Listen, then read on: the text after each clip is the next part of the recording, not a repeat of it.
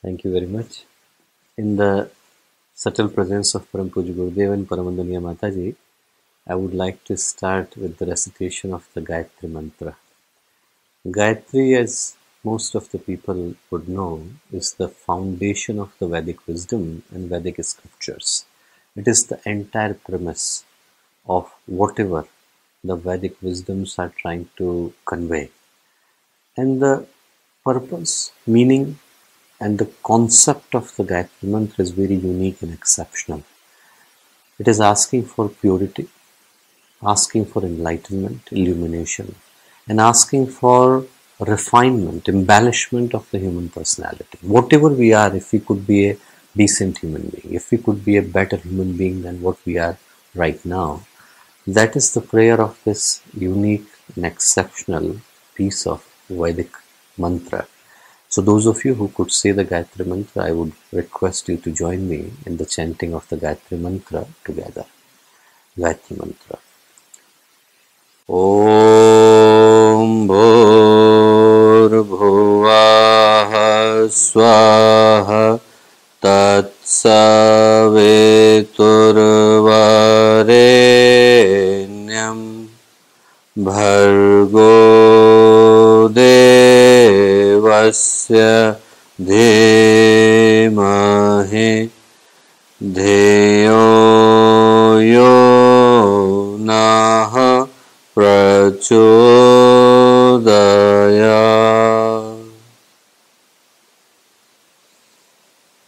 In the subtle presence of Param Puja Gurudev and Paramandaniya Mataji, on this very special and unique day, then when we are discussing very interesting concept, the concept of the human excellence. And to understand the background behind the human excellence, it would be important for us to teleport ourselves. If we just think like 2400 years ago, when many of the Indian wisdom traditions were just being implemented and executed, Yoga Sutra was being written by Patanjali, Ayurveda was being given birth from Charak and Shushruta, Kautilya was writing the Arthashastra. And that time, India had about 32 different schools of philosophy, including the major ones like Yoga, Sankhya, Vedanta, Mimamsa, Nyaya, Vaisheshik. And all of them, if we try to understand that why there were so many different schools of philosophy, why there were so many different faith traditions, what was the end point, what was the pinnacle, what was the summit that they were trying to look for, and we would understand that each of them, whether it was yoga or whether it was Vedanta or whether it was Sankhya or whether it was Tantra, they all were asking for one single end point, that was the human purification. That was to reach to the final frontier of the human adventure, Paramatma. Whether we reach through the path of Nirvana or Moksha or Kaivalya, it becomes immaterial, but the end point was there. The destination that each of them were looking for is the last possible point that a human soul can reach, whichever the mode and medium is. If we try to read the definition of yoga from a Bhagavad Gita perspective, that when Bhagavan Shri Krishna, he is trying to give a definition to Arjun of yoga, he says, Buddhi yukto jahati hai, ubhe sukrata tushkrate, tasmad yoga yujusva, yoga karmasu kaushalam. Yoga is the excellence of all actions. He says that if the true yoga would descend into anyone's life, mine or yours or anyone belonging to any faith tradition, if the true yoga would descend into his life and personality, then every single dimension of his life, whether physical or social or emotional or spiritual, it would reach to its summit, it would reach to its Everest. That is the purpose of the human excellence, is to unleash the last possible possibility of the human life. Human life that we have got, Gurudev used to say, either by default or by blessing. If it is by default, then there is no harm in wasting this opportunity. Or there is another possibility. Another possibility is that we have got this life as a blessing, to transcend this possibility of taking birth again and again and to reach to the ultimate supreme consciousness, Paramatma, Parabrahma, Parameshwar, whichever way we say it or whatever way we call it. And that path of reaching to the ultimate summit of human options and human possibilities is called human excellence. And one way to understand this possibility is that we have been given the human life, but by the time we understand the value of it is probably too late. The Indian scriptures, the Indian wisdom traditions, they talk about human beings passing through millions and millions of life. 84 lakh yonis that there is being conceptualized, where human beings, they pass through the life of every single animal before reaching to a human life. Whether we call that from an evolutionary perspective or from a spiritual ethos, it makes no difference. The central point of the message is very clear, that the human life that we have got is not by fluke, it's not by coincidence. It is there because we have strived hard to receive this possibility, and now when it is here with us, we have to consider that how we can live a life of legacy, meaning, purpose, agenda and motive. That is the whole idea of human excellence. There was a beautiful story mentioned in the Indian folk tales, and the story is of a young man who read somewhere. He read that next to the river that he was living by, there were millions and millions of stones, and one stone was the stone of Paras. And Paras is a mythological stone. The idea was that if you touch that stone to any metal, then that metal would turn into gold, and all the stones would look the same. So how would you know that which of them is the stone of Paras? So he made a habit. Every morning he would go with the iron powder on the left hand, he would pick up the stone, touch it. Here it turns into gold, fine. Now throw in the water. So he won't have to pick up the stone again. And as it happens in the human life, it became a habit. A week on without any problem. Just like we live the human life, every morning we are getting up, getting ready, going to work, coming back. And then after a while we completely forget that why we are repeating the same routine. Life becomes like a zombie, and same thing happened to him. He was repeating the same routine, going in the morning, picking up the stone, touching it here, throwing in the water, forgot why I was doing it.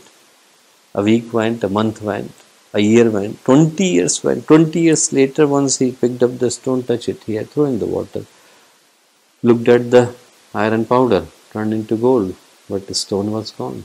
Same is with the human life. By the time you understand the value and worth of it, by the time you understand the significance and importance of it, it's too late. Stone is gone.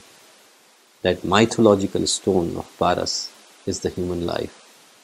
By the time we understand that same human life we could have used and employed and utilized to live a life of meaning, purpose, leaving a legacy.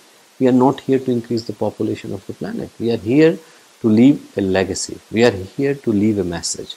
And that is the central message of all wisdom traditions of India, and I'm sure of all Greco-Roman, Latin, all major philosophies. They have been calling about the same thing, that remember the worth of human life that you have been given. So one idea to create this presentation was to remember the beauty of human life, how we can live it with a meaning and purpose. And second was, of course, a personal reason to create it. And the story goes long time ago when I was working in a hospital in London. A young boy, 27 years old, he presented to our clinic, and he had multiple issues. One of the issues that he had is that he developed a habit of taking cocaine. And if somebody is taking cocaine for a long period of time, especially if he is snorting it, then one of the problems they develop is that they develop Lilliputian hallucination. The word comes from Lilliput. Gulliver in Lilliput, you may have heard this story. And they see the small people crawling all over the body. They are not there, just the imaginary people, and he was seeing them. And then he also developed diabetes because of taking steroids for long. So he was using the insulin syringe to dig these people out.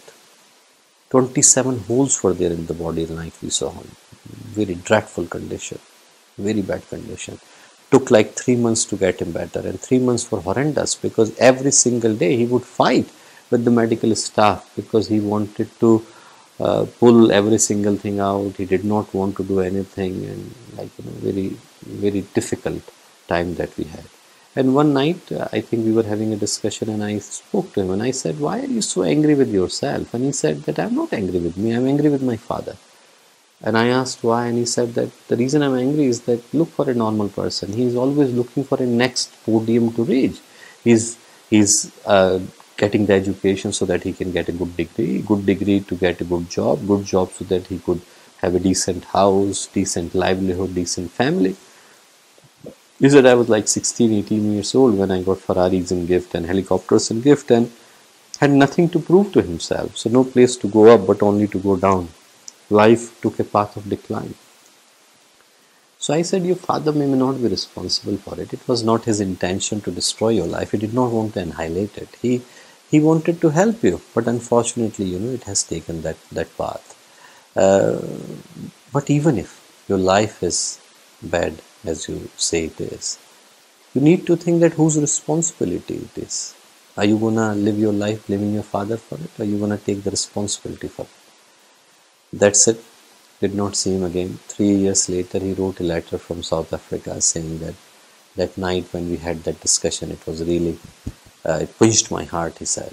And he said, I went on a world tour. And world tour, he ended up in a very small and remote part of India, a tribal part of India called Bastar. A number of people of our ashram are from that beautiful part of India called Bastar.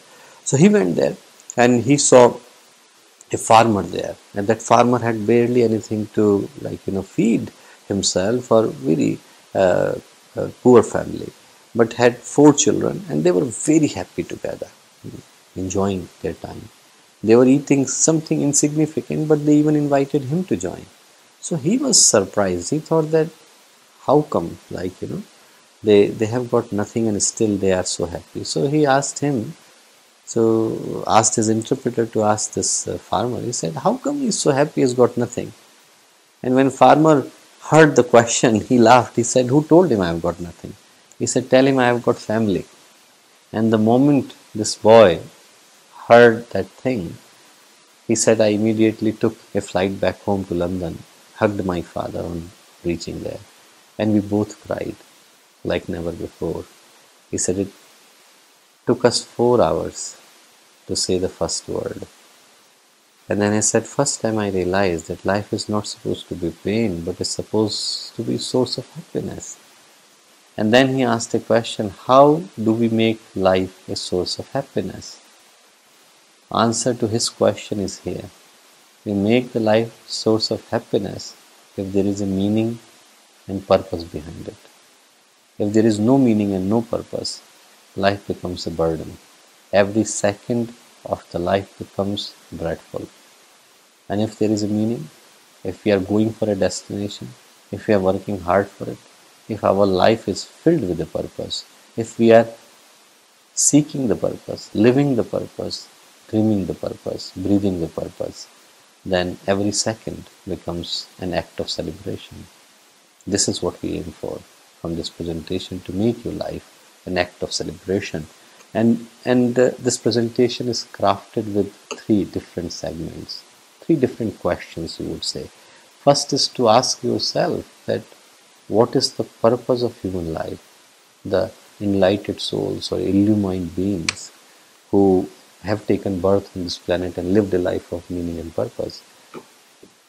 What was the message that they wanted to convey to us? And second, that on that criteria, on that definition, how are we living our life? Third, if we are not living the life properly, then what do we need to do? And when I say we means humanity, not only people like us who are saying and listening to this conversation. So this presentation is all about this simple questions.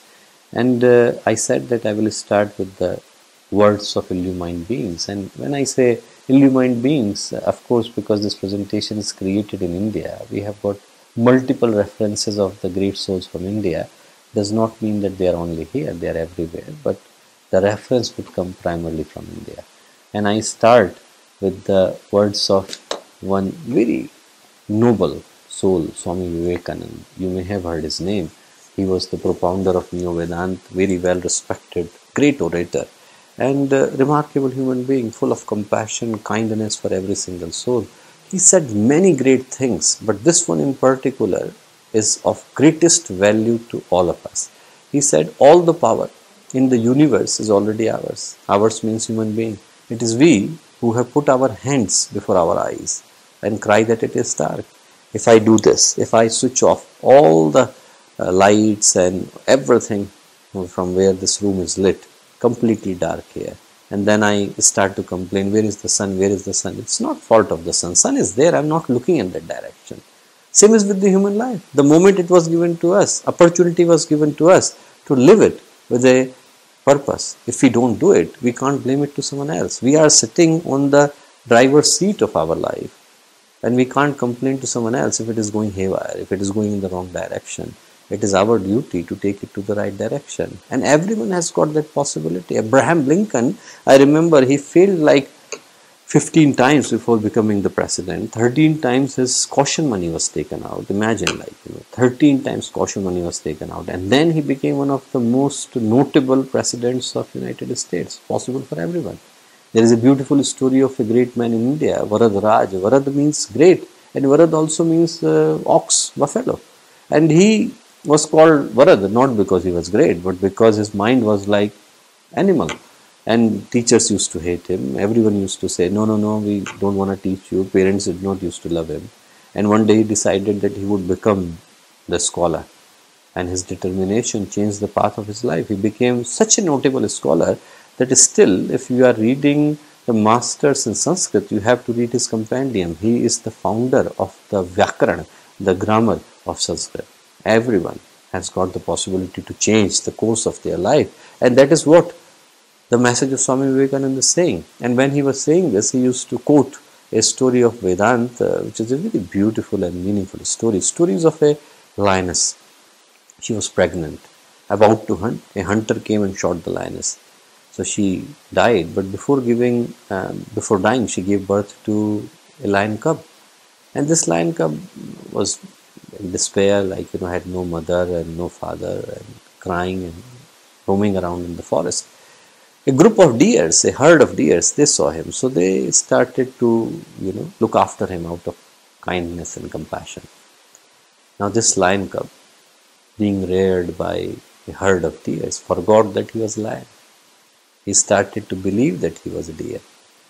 One day big lion came, roared. All the deers started to run. This lion also started to run. So lion thought, why on earth this small lion is running? So he stopped the lion. He said, where are you going? He said, I am a deer. He said, no, you are not a deer, you are a lion. He said, no, I am a deer. So he got hold of him. He took him to the river. He said, look your reflection. Is there a difference between you and me? And the moment he saw and realized that he and the lion standing next to him are the same, roar came back. He became the lion. For a lion to remember that he is a lion, he needs another lion. For us to remember that we are the divine soul. For us to remember that we are, as Upanishads are saying, Tattvamasi soham aham brahmasmi, that divine is inside you. Vijnanoham pragyanoham. For us to remember the beauty of those remarkable words that our soul can soak at every second, we need to remember the life of the divine beings. When divine beings come, they are here to tell us that we also have got that possibility. The same possibility as you see in your screen, that is the beauty of the human life. Human life have got both possibilities. Some of us can descend so low in their life that sometimes you look at them and you think, oh, are they even human beings? Some become so low that their life becomes only dedicated to primal passions and desires, only animalistic desires. And some become so high in their morals and virtues and principles that they become like divine. You look at them and you think God is here. You look at the lives of Saint Francis of Assisi, Puj Gurudev, many great souls, and you think, gosh, divine is there. And some of them you see and you think, even if there is any humanity is left. That is the thing. Human beings have got both possibility. We are on a spectrum. If you look at a cat, you can't say that he is more cat, he is less cat, he is more dog, he is less dog. No. But human beings, you can say that he has got more humanity, he has got less humanity. That kind of spectrum is inside us. I remember a story of a Zen monk who was dying, and he called his closest disciple. He said, listen, I'm dying, but I wanted to share the message of my life with you. So disciple said, yeah, tell me the master. He said that there are two dogs living inside me. One is asking for happiness, one is asking for excellence in the life, and another is asking to decline. Another wants to do all the bad things, and they both are fighting. And disciple was looking with great attention what his master is going to say. And master said, that dog wins to whom you feed. That dog wins to whom you feed. We want happiness in our life, we get that. We want excellence in our life, we get that. That is what this message is saying to you. That life is what? Life is a journey from B to the D. B is birth, D is death. Both are not in our hands. What is left in the middle, C, is completely in our hands. C is the choices. We always have the right choice in our hand to make. No matter what kind of circumstances are there, no matter how hard, how adverse, how bad, how cynical the circumstances are, we always have the possibility to make the right choice in our hand. We can always make that choice. There is a very beautiful story that comes in the Indian scriptures, the story of a saint. And the saint was trying to save a scorpion. A scorpion was biting him. The scorpion was about to drown in the water and he was trying to save him. And every time he approached him, and a scorpion would give him a bite, a sting. So one person was walking by. He said, why you are wasting time to save a scorpion? It's his nature to bite you. Saint said, it may be his nature to bite me. It's my nature to save him. It's our nature to save things. It's our choice to do the right thing. And if we think that that kind of choice only lies with certain people, then we have to remember the words of Maharishi Arun, greatest philosopher. And he said that everyone, every single person, no matter how bad he is or how bad he looks, he has a chance of perfection. He always has a possibility to change the course of his life. Even in a smallest kind of a sphere in his personality, he has this possibility that we can call excellence. Anytime in our life, we can change it. We can change the course of our life. Everyone knows it deep in their heart, what is right and what is wrong. There comes the story of Mahabharata, the greatest epic written in India. And it's a story, in the Mahabharata there is a story of a fight, a war, a battle, a very remarkable, historical, precarious and unprecedented battle called Mahabharata. Mahabharata, that was led by Lord Krishna, and one of the major elements of that war was the fight between two sets of brothers. They both were brothers, cousins, Pandavas and Kauravas. Pandavas were 5, Kauravas were 100. Pandavas were doing everything right, Kauravas were doing everything wrong. They are called evils, adharma, and Pandavas were called dharma. Dharmaraj was the name of the eldest son, Yudhishthira. Uncle was baffled, uncle was confused. Uncle thought, why on earth, he said to Duryodhan, who was the bad one, villain of this story. He said, what's wrong with you? You both went to the same school, you and Yudhishthira, the good one. You both are brothers. You both lived in the same house. Both were taught by the same teachers. Then he keeps doing everything right, you keep doing everything wrong. What is wrong with you? And Duryodhan said, Jana pi dharmam nachame pravritti. I know what is dharma, won't do it. I know what is right, I won't do it. Jana pi adharmam nachame nivritti. I know what is wrong, I won't leave it. Keno pi devena hridisthitena yatha niyuktosmi tatha karum. It's like somebody is sitting inside me, and wherever it niyukta points me, I feel obliged to do it. He knows what is right and what is wrong. He just does not want to do it. Many people are in the similar situation. They know what is right and what is wrong.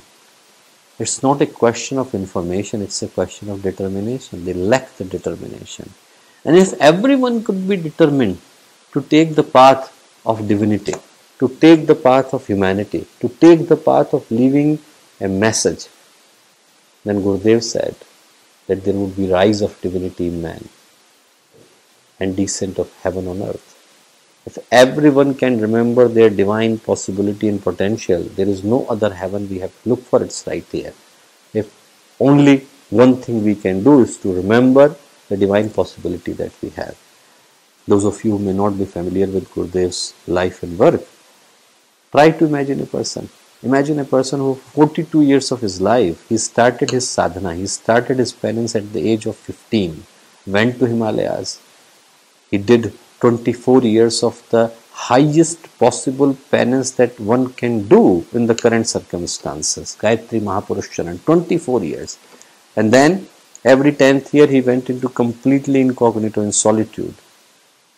If you get time, then read the work of his life called Companions in Solitude, Sunsan Ke Sahchar, that is of his journeys to Himalayas, voyages to Himalaya.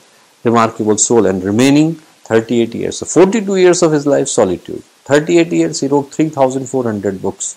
We recently digitized, got about 3,397 books on the e-store. And then created this huge organization with 150 million members, 5,000 centers, all coming from his single life. It's like one person lived a life of 5,000 people at the same time, and last 5 years of his life, when he must have written at least 500 books, he always talked about one single thing, that the only solution to the problems of the world is for everyone to remember the divine potential within. Otherwise, world would be hell as it is right now. We need to change. And to change, we have to remember the divine within. That was Pujya Gurudev talked about. Rise of divinity in man and descent of heaven on earth. So from the eyes of the great people, from the eyes of illumined people, the possibility by the name of human life that's been given to us is there for us to remember the divine potential that we carry within ourselves, and we, each of us, we do. We may have forgotten, we may have been lost, but it makes no difference. Whenever we would be able to remember, we would always be able to pull ourselves to our last frontier, final freedom, divine possibility. And the journey to reach to that final possibility is the journey of the human excellence. This is from the eyes of the great people. But if we look around, then we say that human beings or humanity has been passing through many challenges. We have had lots of technological advancement, but somehow the character and the human personality has been compromised, sacrificed. We have got everything. We have got money, but satisfaction is gone. Prosperity, but contentment is gone. We have got huge houses, but families are gone. Outside there are too many developments. Outside there are too many remarkable accomplishments to follow. But inside somehow, for whatever the reason, inside we have lost many things. We have lost our character, we have lost our peace, we have lost our serenity, we have lost our clarity of the mind, we have lost the divinity of the human aspiration, and many problems are there. But as our aim is from this presentation is to make everyone remember their social call, their social duty. I'm not going to talk about those issues and those possibilities which are only of individual aspiration lost, but I'm going to talk about the collective issues. And one of the major issues to talk about is the environment. And everyone knows, I think every single facet, every single aspect, every single dimension of the environment is currently being compromised. It's polluted to greatest extent, from soil to water, from space to every single dimension is currently in a very dreadful condition. But one interesting equation is there on your screen that you would be able to see, and it is worth remembering this equation. It says that Earth right now is 4.7 billion years old. From the entire Srishti, entire Genesis, 13.7 billion years old, but Earth came about 4.6 billion years ago. If we scale that to 46 years for the sake of convenience, then we have been here for 4 hours. Our journey, this is to say, in the journey of this planet, is very small. Literally, if we make a clock of 24 hours, then we would appear a minute and 17 seconds before the midnight.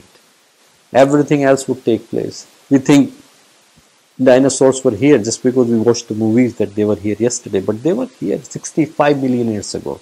Long time ago.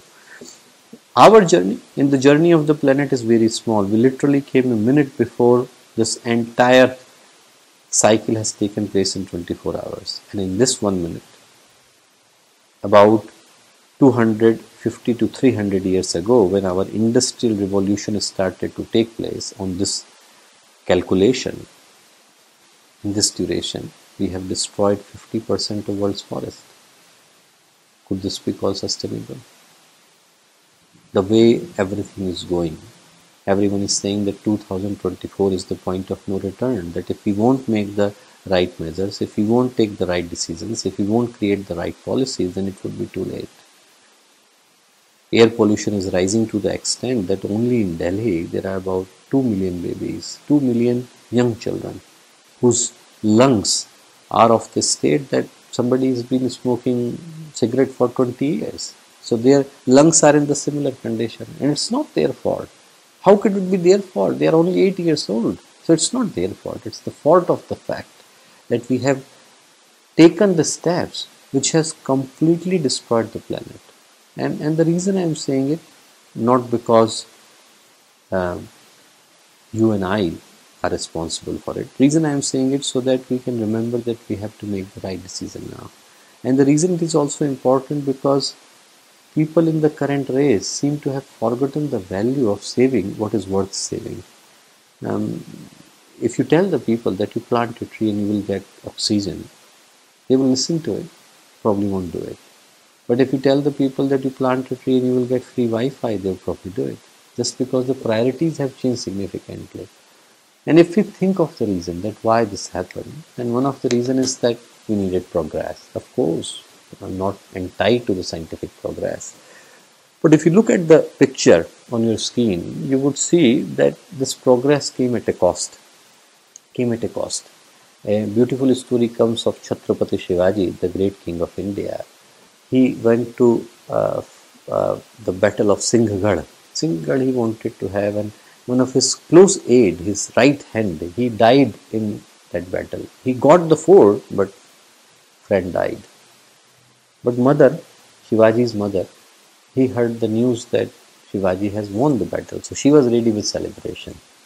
She was ready with everything that she could do for celebration. But when Shivaji reached home, his face was upset. He was in despair. He was disappointed. So mother said, "What happened, Shiva? Why you are so sad?" And he said that I, which means mother, Gadhala, which means fort we got, Singela, but I lost the tiger, referring to his friend. Same is the situation now. We have got comfort, contentment is gone. With the advancement in technology, lots of good things have come. We won't be talking like this the way we are talking only because of technology. So I am absolutely not entitled to the technology. What I am saying that this technology came at a cost too dear to pay. If we look from a philosophical point of view, then we would realize that this technology came with a challenge. First, just at the picture, 15 years ago, people used to have some kind of social life. Now everyone, since everything has become limited to the computers and laptops and phones, shopping happening there, relationships happening there, studies happening there. So now everything is happening in the phone. So people are completely forgetting the art and skill of communicating with the other person. And the strength of humanity lies in our emotional connection with the other person. We are not stronger than the elephant. We only become strong because we have got a capacity to share our emotions and sentiments with the other human being. He may be coming from Italy, he may be coming from Africa, he may be coming from United Kingdom, but because I can share a bond with him and create a human civilization together, we can think about races, we can think about religion, we can think about Sanskriti, we can think about creating a culture, we can think about creating a cohort, and that is our strength. That strength that we have, no one else has. But that strength is being broken. Our connection with the other human being is completely being broken because we are limiting the people into the technology. They are becoming more and more lonely. It's a funny thing that few years ago, one of the universities started to offer a program called How to Talk to Normal People, because everyone is chatting. And they were thinking that people would understand the irony and satire of it, but still 100 people applied. Because people are really forgetting the art and skill of connecting with the other person.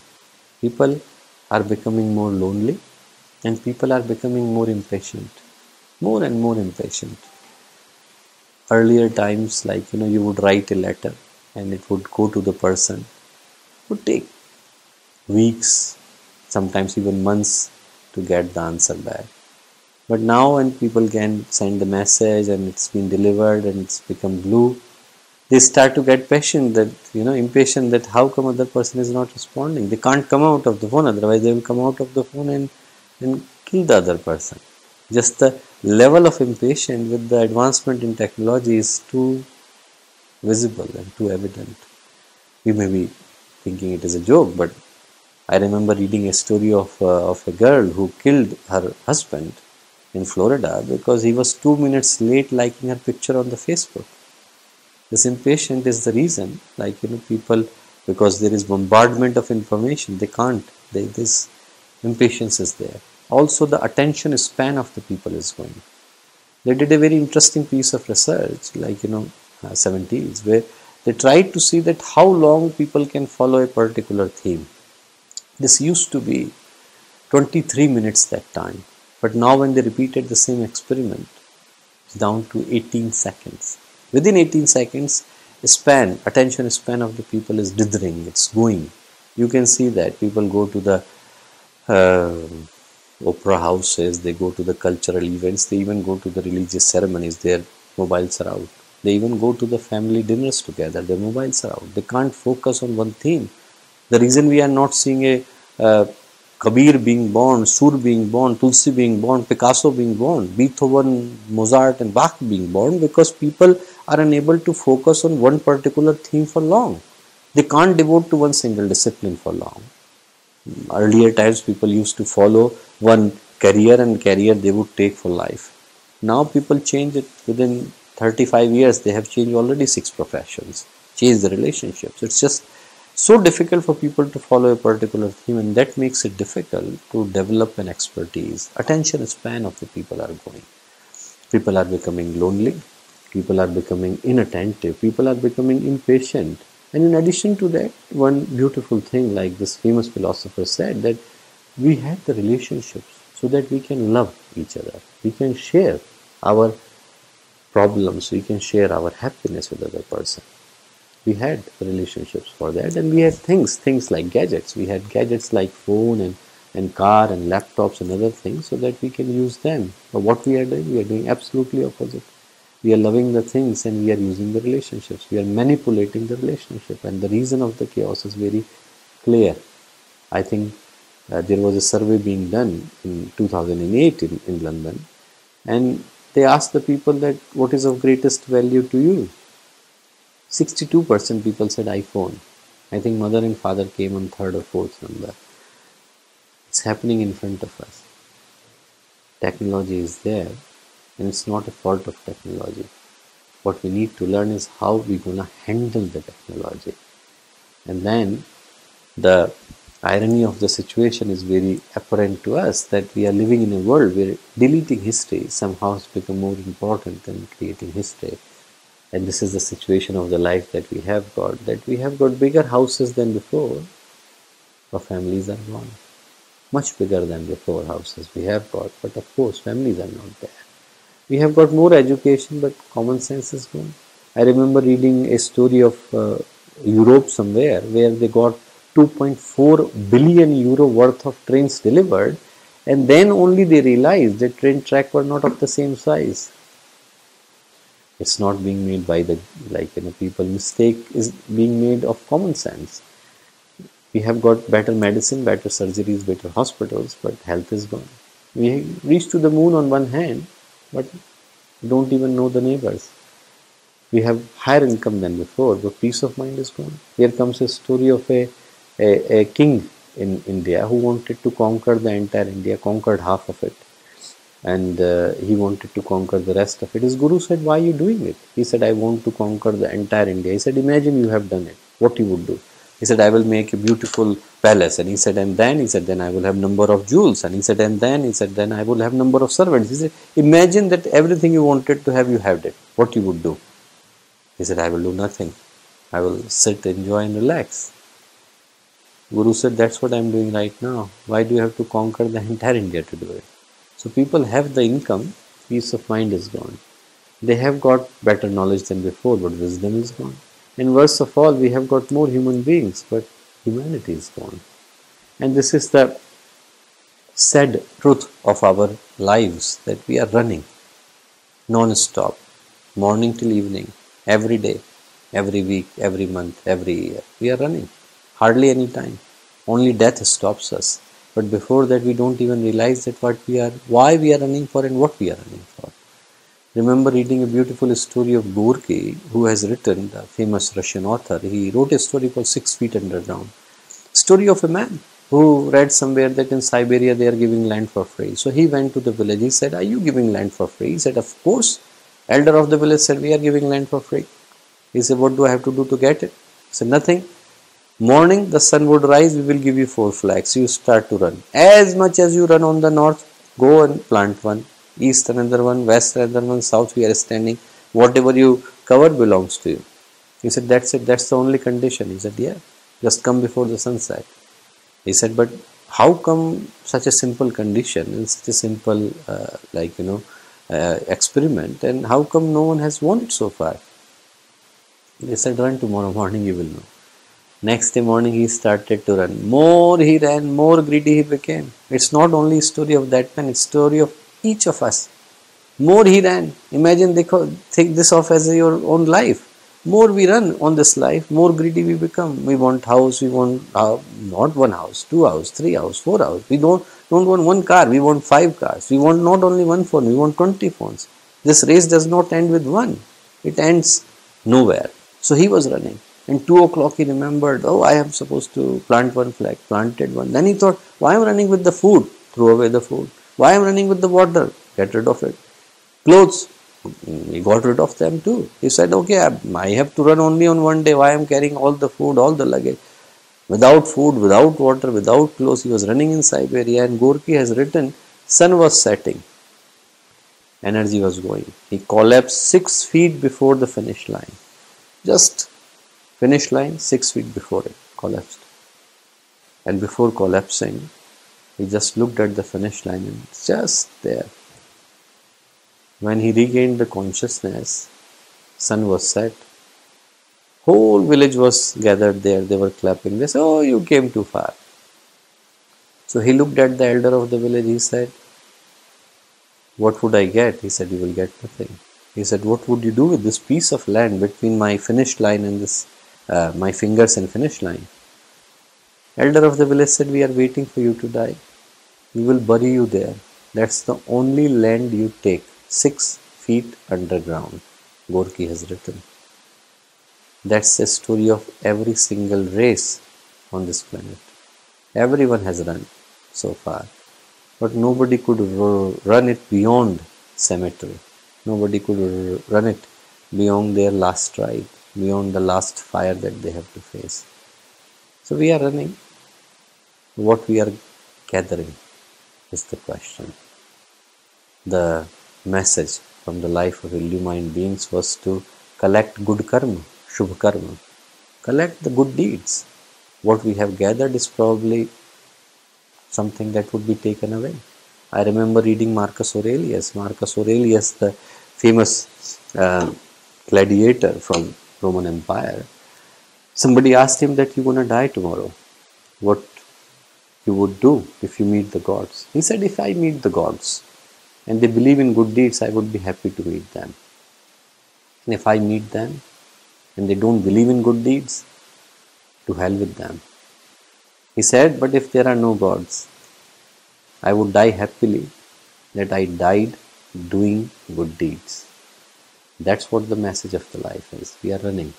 What we need out of this run is a life of excellence. And Gurudev gave such a beautiful definition. This is a definition everyone can remember, anywhere they can remember. Anytime you feel lost, remember the definition of Gurudev.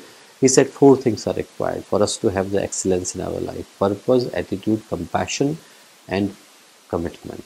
4 things are there, your life has got excellence.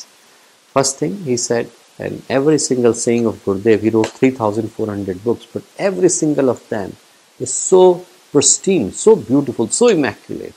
He said, without purpose, our life is like a pendulum, moving a lot but not reaching anywhere.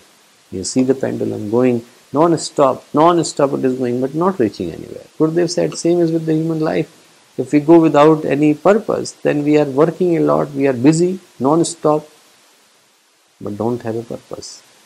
Just because we are busy does not mean that we have got a purpose. We confuse being busy with having a purpose. Just because we have a full schedule does not mean that we have gathered something meaningful in our life. For us to have purpose in our life, we need to remember why we are doing it. What is our intention? Not what we are doing, but why we are doing. That is the story behind the purpose. And whenever the story of purpose comes, people usually think, fine, we are too late, or we don't have money, or we don't have enough education to have the purpose in the life. And in those situations, I will ask you to remember these people. These are stories of real people who lived a life of purpose, had no major background, but they lived life of great purpose. The old person that you see on this screen with some medical equipment, his name is James Harrison. He is a bricklayer from Australia. Hardly had any education, up to 4th or 5th standard he had. And 14 or 15 years ago, he was given the highest award that any civilian could receive in Australia, Victoria Order of Merit. Then he was given the highest award of England, highest award of France, and he is working simply as a laborer. What did he do special? The story is very heartwarming. He was 13 years old, going on a bicycle. A lorry came and hit him. He was lying in a pool of blood. People took him to the hospital, took him to the ICU. 14 people had to donate blood to save his life. When he came out, he said that the moment I would turn 18, which is the legal age to donate blood, the first thing I would do is that I will donate blood. Turned 18, went to the hospital. They checked that whether his blood is safe enough to be given to other people, and what they found was something remarkable, fascinating. His blood had a special protein which, if being processed and given to those whose mother and father had different mismatching blood groups, like rhesus incompatibility they call it, their life could be saved. Those babies, their life could be saved if his blood was given to them. So he made that as his life's purpose. From the age of 18 to 73, when this photograph was taken, that one man donated 1000 liters of blood plasma, saving lives of 2 million babies. He was stopped at the age of 81 when he had already given 1181 units of blood plasma, saving lives of 3.2 million babies. His blood was sent to 34 different countries. Simple purpose, but was so effective that it saved life of so many people. We each can have it. We don't have to have a big purpose like opening a institution. It could be a simple purpose but right purpose. We don't need a big purpose, but we need right purpose. Second story is of a young boy. He was 8 years old. Car. The story was like 10 years ago, and he won $1,000 in the scavenger hunt. And when he got his $1,000, like all the mother said that you want to go to Disneyland, pair of Jordans. What do you want? He said, no. I want to give it to the girl living next door. She has got blood cancer. And he phoned the mother. When mother heard the story, she started to cry. She said, I can't take money from an 8-year-old boy. Can't take it. But she told her story to the Chicago Tribune. Chicago Tribune published it. When Chicago Tribune published it and people read the story, 200 people donated the day one to save the lives of innumerable babies. One 8-year-old boy can change the life of many people. One man of 73 years old can change the life of many people. One person I remember who was a farmer in India, planted 2 trees in the morning, 2 in the evening, managed to plant thousands of trees, creating an entire city by the name Hazaribagh. Hazar means thousands. Bagh means gardens. One person did it completely. Anyone can do it. And then there is this beautiful story of this old lady called Suhasi Mistri, illiterate woman, selling vegetables, as you can see in the picture. Comes from a very small village of India, and she became widow at the age of 21. Her husband contracted an infection, simple infection, but there was no hospital in the village, could not get medical attention. Husband died, and she felt so sad. She said, if there was a hospital in my village, I would have saved him. So she decided that she will open a hospital in the village. And whosoever heard, they laughed. They said that, listen, you became widow at the age of 21, you have no education, you have 4 children to feed, the youngest one is 3 months old, and you are selling vegetables. How would you open a hospital? You can barely feed yourself. But there was such a blessing. Her third number son became a doctor, got very decent job in a very remarkable hospital of India. He left that, returned back to his village, and when his professors, his peers, his colleagues, they heard the story, they said, okay, we will go to see how come this boy coming from such a downtrodden, underprivileged background, how come he did not accept the job, what he is doing back in the village. They went there, and when they heard the story of Suhasini Mistry, they started to cry. 3 decades were gone, and in all these 3 decades, that single woman, she was saving every single penny that she could save to open a hospital in the village. Never purchased new clothes for herself, nothing for the children, nothing for the house. She was given the highest award of India last year, and remarkable life she had. So 37 years were gone. All she could save was close to 250 euros, $250. That's it. Nothing more. You can't open a hospital from that amount. But when people heard this story, one person gave the land for free. Doctor said we will treat it for free. Builder said we will build it for free. Electrician said we will fit it for free. Fitter said we will fit it. Pharmacist said we will give the medications from free. And she opened a hospital called Humanity Hospital. From poor for poor. And that is a dream of one person who had no education. She had the dream, she had the purpose. We all can have the purpose. And after the purpose, what we desire the next is something even much more meaningful, which is in Hindi, as you can say, it says Utsarga. Utsarga means compassion. And there is a very beautiful saying given by Gurudev there. He said that if we are human beings, then our purpose could be humanity. What else could be the purpose? If we are only living for ourselves, if our only goal is to satisfy my own ego, then animal is better. Its skin could be used for something, but we wasted the opportunity. If we lived without humanity, then we wasted the opportunity. Our purpose is to live for humanity. And there are some beautiful examples. There is example of this young boy, born blind. He had cataract. Both mother and father, they were 21 years old. And when they saw him, they each gave their one live eye. They said, whatever we wanted to see in this world, we have seen. We can live with one eye, but he should have a future. Compassion, humanity. This is what the compassion is. Then there is another example of these 2 blind men who were struggling to open the tap of the water. And there was a monkey sitting on the tree. When monkey saw them struggling, he came down to open it. If animals can have it, then we are human beings. We are supposed to have humanity.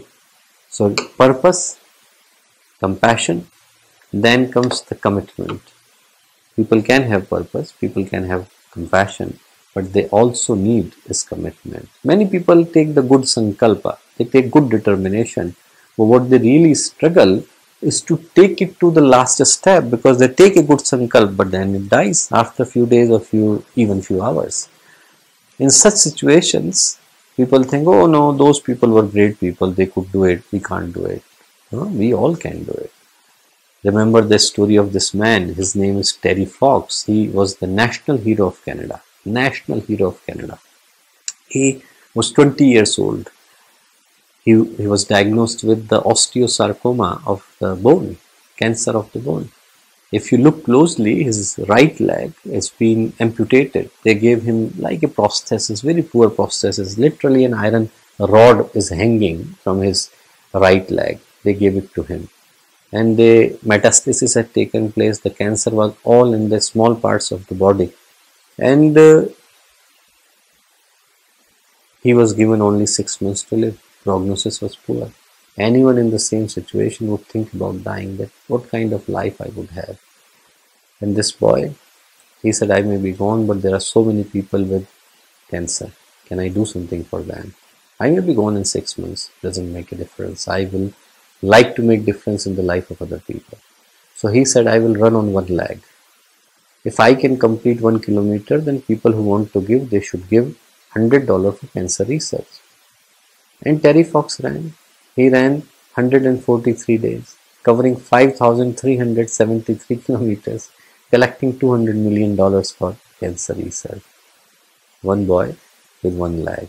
Then we have got a small video to share with you. It's the story of Jessica Cox that you can see. And then this story is the story of, like, one lady with without any arms. And then you just heard the story of the Jessica. And this story is remarkable. Like, it's the story of one lady who had no arms, but still she got the honors in the psychology, and she is the only armless pilot in the world.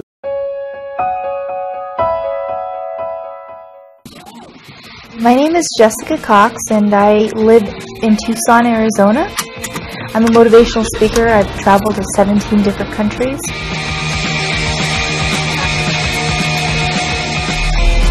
My situation of being born without arms requires a lot of creativity. I would see all the kids around me climbing up the monkey bars or climbing up the slide, and for me I felt somewhat frustrated because I was prevented from that. I wanted to run up and climb up that slide just like all the other kids. At times I would envision flying over the playground and being Superwoman. I realized that I needed to adapt to the way everyone else did things, and it wasn't about catering to my needs or my special situation, but it was more about me adapting and being creative and coming up with ways of using my feet or using other methods to become independent. Put my pants onto the hook, then I just step into the pants like this, and I wiggle my way into my pants.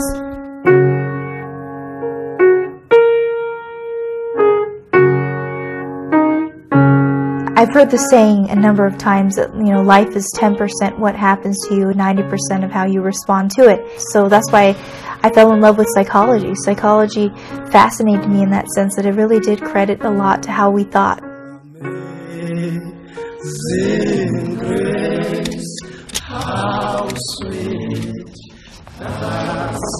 It was a 3-year process to become a pilot. I had to find a specific airplane, and it has 2 less controls than most standard airplanes, and so therefore I can actually keep my right foot on the yoke, my left foot on the throttle.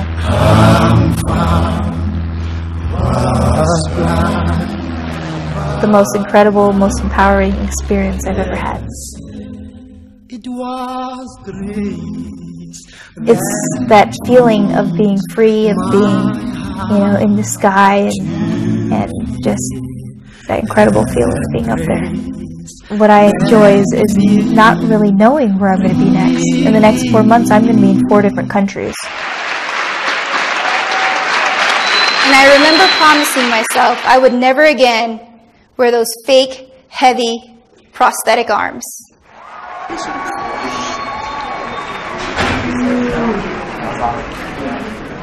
Here's our flight. We will go out to the different areas of Ethiopia, visit with the families of children with disabilities, and help them overcome their own difference as well, and bring that confidence that I had to develop over the years and help share that with them.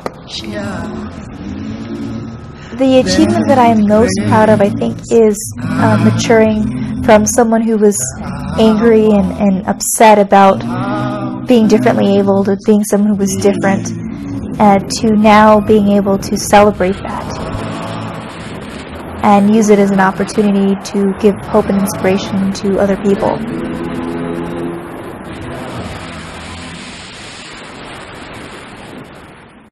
Then we also have got this, you just heard the story of this boy no arms, no legs, but still he managed to do so many things in the life. I wasn't ready.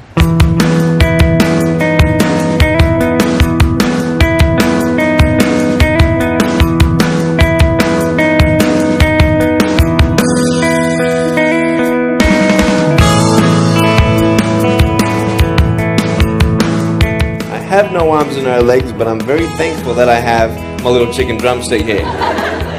People freak out when they see me for the first time. It's so cool. I was at a water slide all by myself. Everyone obviously at the bottom of the slide is looking up and waiting for other people to come down, and here I come and they're freaking out. They're like, you know, like this. And I was so tempted to look at myself and go, what happened? You know?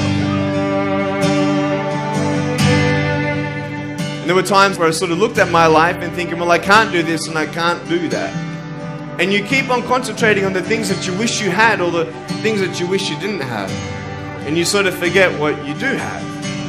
And there's no point, I believe, in my life where I wish I had arms and legs, I wish I had arms and legs, I wish I had arms and legs, because wishing won't help. But what I've seen in life are just a couple key principles, and the first thing that I've seen is to be thankful. It's hard to be thankful, man. I tell you, when I was 8 years old, I sort of summed up my life and thought, I'm never going to get married. I'm not going to have a job. I'm not going to have a life of purpose. What kind of a husband am I going to be if I can't even hold my wife's hand? It's a lie to think that you're not good enough. It's a lie to think that you're not worth anything.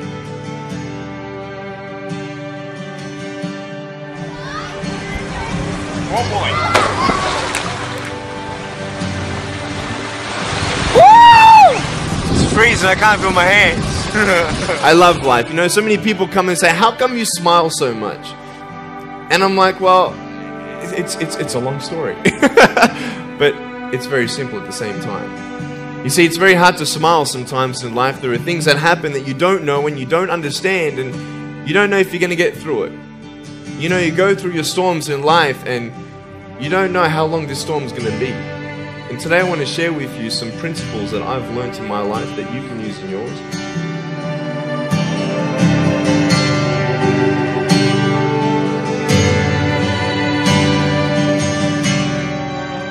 Being patient is beautiful. I tell you, it's the hardest thing. But I realize I may not have hands to hold my wife's hand, but when the time comes, I'll be able to hold her heart. I don't need hands to hold her heart. You know, it is scary to know how many girls have eating disorders. It is scary to know how many people are just angry at life because of their situation at home and angry at others. It's scary to know how many people actually feel like they're worth nothing. Every single girl right here, right now, I want you to know that you are beautiful. You are gorgeous just the way you are. And you boys, you're the man. On this DVD, I share my experiences in life of how I've overcome challenges and seen a new, fresh perspective in life. To be thankful, to dream big, and to never give up. I speak to children, youth, and adults about key issues and principles that I've applied in my life that has given me the strength to conquer all that comes before me.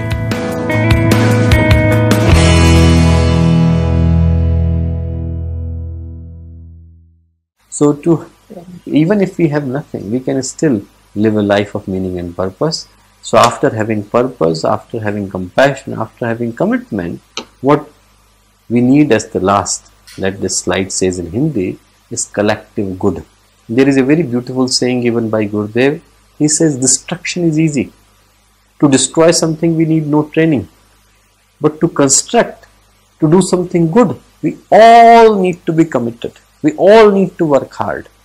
If somebody is walking on the street and somebody comes and stabs him, he needs no qualification from university that I have got the best diploma in killing people. No, you don't need it. But to repair the wound, you need to be a qualified doctor. To do good things, you need to be committed. And the reason to share this presentation with you is so that we all can remember that we all have got divine possibility. And if we are collectively working, then we can change the world. This world is not bad only because of the people who are bad, but also because of the people who are good and they don't do anything about it. It's our duty to do something good for those people, and if we live our life with those kind of virtues, values, purpose, intent and motive, then we can have a life of excellence. Same as Pujya Gurudev had. On the right side of your screen you can see him, remarkable soul. I would urge all of you to read the life story of Gurudev, My Life and Its Legacy. It's wonderful story, and we have taken lots of messages from Gurudev's autobiography, or the life of Swami Ramakrishna Paramahansa, or of Sri Aurobindo, or of Swami Vivekananda. They all had one single thing in common, that they had a life of excellence, and their life should inspire us to live a life of meaning and purpose. That is the life of human excellence. Pranam to all of you, and thanks for so patiently listening this conversation.